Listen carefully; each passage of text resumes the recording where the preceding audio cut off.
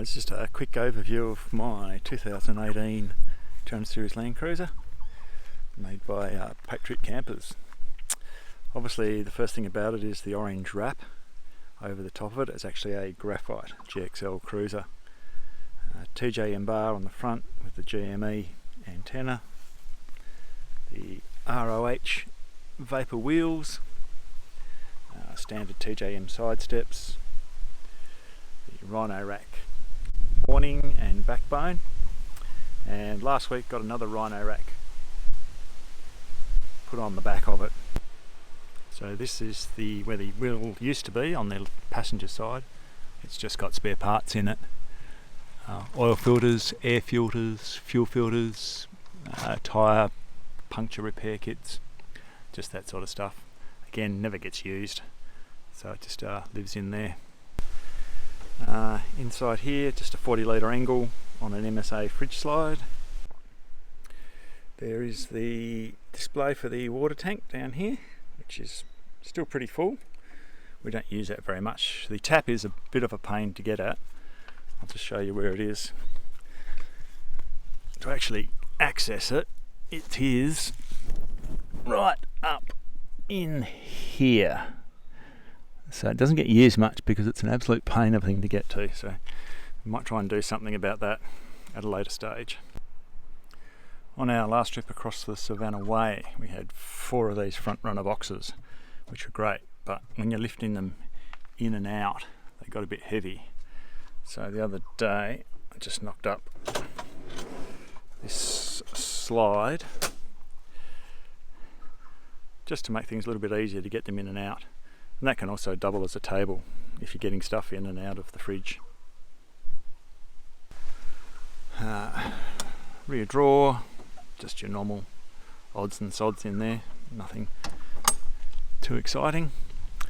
Do have 2 spare tyres for it, only carrying one at the moment just to save on a bit of weight.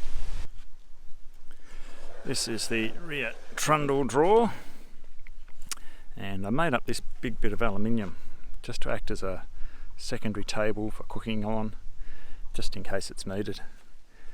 You've got your usual bigger stuff in there, jumper leads, hoses, axes, all that stuff you need when the zombie apocalypse comes. Front and rear winches both running the Dyneema rope. Haven't used either of them in anger yet, so we'll see how they go. If the need ever rises, your standard Anderson plug and trailer plug there. Just normally run a recovery hitch in here. These ones do not fit the standard recovery hitch. You need the extra long ones, and the only one I could find was that one made by Bushranger.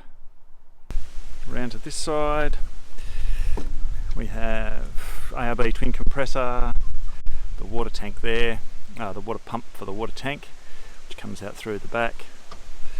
It's got twin ARB diff locks on it.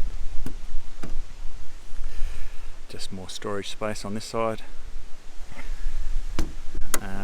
In this one, we have all of our electrical. Red Arc BMS. This is for the solar, which is not plugged in at the moment. I'm waiting on a new solar panel coming in. This is the switching from the Switch Pro, which turns on the oven with this one and the HF radio with that one. So you hit the button and it comes on. All the guts of the radio is up at the back there, and all that wiring comes around and goes up onto the headboard and is then plugged into that Codan HF antenna up there. The old travel buddy, always a good thing. There's a 135 amp hour gel battery in here, and the guts of the Switch Pro also sits down in here. A 1500 watt inverter, doesn't actually get used for very much. This model GME radio you can't charge off cigarette lighter. You can only charge it from this base. It's a few years old now, hence that's why it's plugged into there.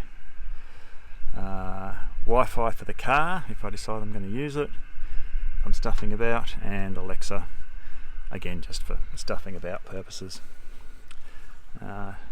Diesel fuel tank, switches for the lights. Just have a climb up on the top. And there's the HF aerial, just fits in nicely on the headboard there. Obviously just mounted on a tilting rack, so I can lift it up if I need to. Spade holders, Max Trax holders, all that usual gubbins. The snorkel. So here we got the side cubby hole. This one usually just has recovery gear in it, snatch straps, recovery blankets, a few soft shackles. Hardly ever gets used, so that just lives in that one. So let's talk on the interior. We have air compressor, front and rear diff locks, the Red Arc Tow Pro Elite. Coming up here, ultra gauge, just for monitoring bits and pieces and interest sakes. Got to go the socks and sandals with the dash mat, especially up here, keeps the sun off it.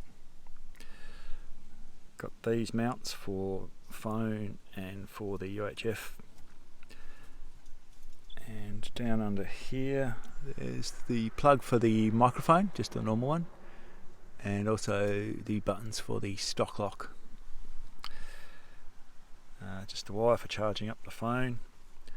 Have a Kenwood DDX 917 in here, purely for running CarPlay, and that's pretty much all I use it for. The HEMA HX1 Navigator, not a fan. And MSA canvas seat covers, which are great, they don't get hot.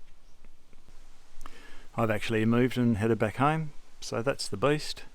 If anyone's got any questions about it, just hit me up and I'll see what I can do to answer them.